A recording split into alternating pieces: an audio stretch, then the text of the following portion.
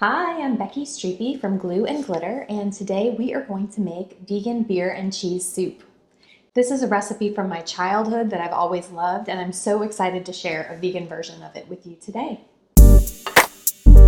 Like the name says, this dish includes beer, and that means there's going to be alcohol in the finished product. The longer that you boil it, the more alcohol will cook off, so if you're trying to avoid alcohol or want to limit how much you are ingesting, then just let it simmer for a bit longer. Also remember that this is a 6-serving recipe and it includes just a 12-ounce can of beer, so there's not a ton of booze in this dish, but if you're worried about it, you can just simmer it a bit longer and put your mind at ease.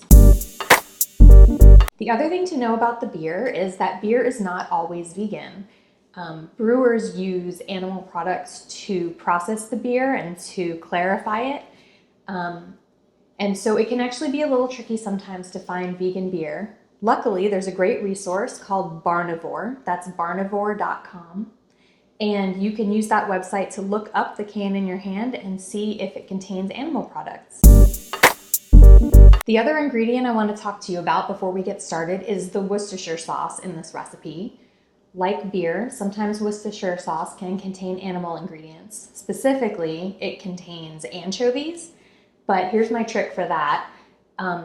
Anchovies are expensive, and so if you buy a budget brand of Worcestershire sauce, like a store brand or something on the cheaper end of the spectrum, often they will leave out the anchovies to save a buck, which is great because it's vegan and it saves you a buck too. Just check the ingredients and see if it contains anchovies or not, and you're good to go. You can make this soup in a soup pot or in a Dutch oven. I'm going to use my Dutch oven because I just love cooking in it. And we're going to turn the heat up to medium-high and then add a little bit of olive oil. Once your olive oil is all heated up, we're going to add garlic, a little bit of onion. And I always keep my onion in a covered container because onion makes me cry. And then we're going to also add carrots and celery. And let those cook down until they're tender, about 8 minutes. Okay, so we've sauteed these vegetables until they're nice and soft. As you can see, the onion's a little bit translucent. Now it is time to add the liquids. So we're gonna add vegetable broth and 12 ounces of vegan beer.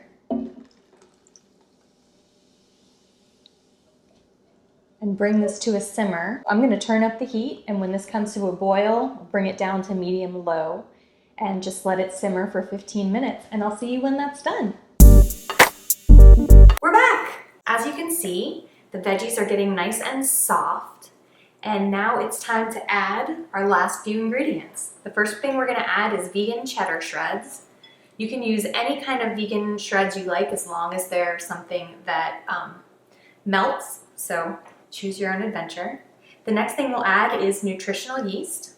This is not the same thing as brewer's yeast, so make sure that you get nutritional yeast when you're shopping for this recipe.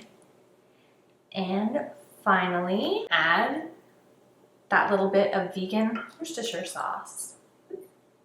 Give this a stir for just a minute until the cheese starts to melt. All right, so as you can see, the cheese is a little bit melty. You see it falling off the spoon. So I'm going to turn off the heat and grab one of my favorite kitchen items, my immersion blender. This is just like, it's also called a stick blender, and all it is a blender blade on a stick, and you can put it into a hot pan of food without causing any problems. If you don't have an immersion blender, that is okay.